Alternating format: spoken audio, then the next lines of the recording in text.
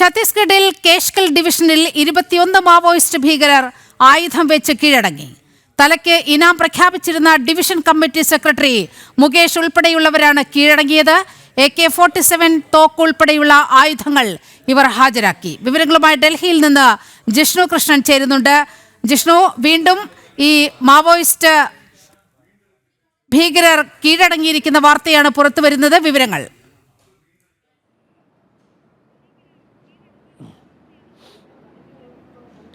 നിലമ, ഛത്തീസ്ഗഡിൽ മാവോയിസ്റ്റ് ഭീകരർ ഇത്തരത്തിൽ തുടർച്ചയായി ആയുധം വെച്ച് സുരക്ഷാ സേനയ്ക്ക് മുൻപിൽ കീഴടങ്ങുകയാണ്. അതായത് സുരക്ഷാ സേനയും ഒപ്പം കേന്ദ്ര സംസ്ഥാന സർക്കാരുകളും വളരെ കൃത്യമായിട്ടുള്ള മുന്നറിയിപ്പ് നൽകിയിരുന്നു. ഒന്നുകിൽ ആയുധം വെച്ച് കീഴടങ്ങി മുഖ്യധാരയിലേക്ക് വരിക, പുനരധിവാസ പദ്ധതി സർക്കാർ നൽകും, അതല്ലെങ്കിൽ അതിശക്തമായിട്ടുള്ള നിയമ നടപടിക്ക് വിധേയമാകേണ്ടി വരും എന്ന കൃത്യമായ മുന്നറിയിപ്പാണ് സുരക്ഷാ സേന നൽകിയത്. ഇതോടുകൂടി ഗത്യന്തരമില്ലാതെയാണ് മാവോയിസ്റ്റ് ഭീകരർ കീഴടങ്ങുന്നത്. ഇന്നിപ്പോൾ ഛത്തീസ്ഗഡിൽ കാങ്കർ ജില്ലയിൽ കേഷ്കൽ ഡിവിഷനിലാണ് 21 ഭീകരർ കീഴടങ്ങിയിട്ടുള്ളത്. 13 വനിതകളും 8 പുരുഷന്മാരും, അങ്ങനെ 21 ഭീകരർ കീഴടങ്ങി.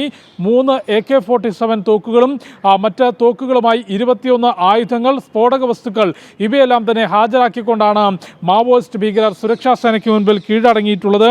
സുരക്ഷാ സേനയുടെ വിജയം എന്നുള്ളതാണ് ഛത്തീസ്ഗഡ് ഉപമുഖ്യമന്ത്രി വിജയ് ശർമ്മ ഇതിനെ സൂചിപ്പിച്ചിട്ടുള്ളത്. മാവോയിസ്റ്റ് ഭീകരർക്ക് ഇനിയും അവസരമുണ്ട്. ബസ്തർ, കാങ്കർ മേഖലകളിൽ ഇനിയും ശേഷിക്കുന്ന മാവോയിസ്റ്റ് ഭീകരർ ആയുധം വെച്ച് കീഴടങ്ങാൻ തയ്യാറാകണം. നിലവിൽ കീഴടങ്ങിയവരെ പുനരധിവാസ പദ്ധതിയുടെ ഭാഗമായി മാറ്റും. അവർക്ക് മുഖ്യധാരയിലേക്ക് എത്തിക്കുന്നതിനുള്ള സഹായം സംസ്ഥാന സർക്കാർ ചെയ്യും എന്നുള്ളതാണ് ഉപമുഖ്യമന്ത്രി വിജയ് ശർമ്മ അറിയിച്ചിട്ടുള്ളത്. നിലവിൽ കീഴടങ്ങിയിട്ടുള്ള 21 മാവോയിസ്റ്റ് ഭീകരരിൽ സർക്കാർ തലയ്ക്ക് വിലയിട്ടിട്ടുള്ള ഡിവിഷൻ കമ്മിറ്റി സെക്രട്ടറി മുകേഷ് ഉൾപ്പെടെയുള്ള 21 ഭീകരരാണ് കീഴടങ്ങിയിട്ടുള്ളത്. ഛത്തീസ്ഗഡ് മേഖലയിൽ നിന്ന് മാവോയിസ്റ്റ് വിരുദ്ധ പോരാട്ടം നിലവിൽ ശക്തമാക്കുകയാണ്. ആഭ്യന്തരമന്ത്രി അമിത്ഷാ ഛത്തീസ്ഗഡിൻ്റെ മണ്ണിൽ നിന്നുകൊണ്ട് തന്നെ പ്രഖ്യാപിച്ചത് 2026 മാർച്ചോടുകൂടി രാജ്യത്ത് നിന്ന് ചുവപ്പൻ ഭീകരത പൂർണ്ണമായും തുടച്ചു നീക്കും എന്നുള്ളതായിരുന്നു. അതിനനുസൃതമായിട്ടുള്ള ഓപ്പറേഷനുകൾ, വിവിധ ഓപ്പറേഷനുകൾ അതിന് നേതൃത്വം നൽകുന്നത് CRPFൻ്റെ കോബ്ര യൂണിറ്റുമൊപ്പം ഛത്തീസ്ഗഡ് പോലീസിൻ്റെ സ്പെഷ്യൽ സെല്ലുമാണ്. ഇവരുടെ നേതൃത്വത്തിലാണ് ഛത്തീസ്ഗഡിൽ ബസ്തർ, കാങ്കർ, നാരായൺപൂർ മേഖലകളിലെല്ലാം തന്നെ മാവോയിസ്റ്റ് വിരുദ്ധ പോരാട്ടം ശക്തമാക്കുന്നത്. അത്തരത്തിൽ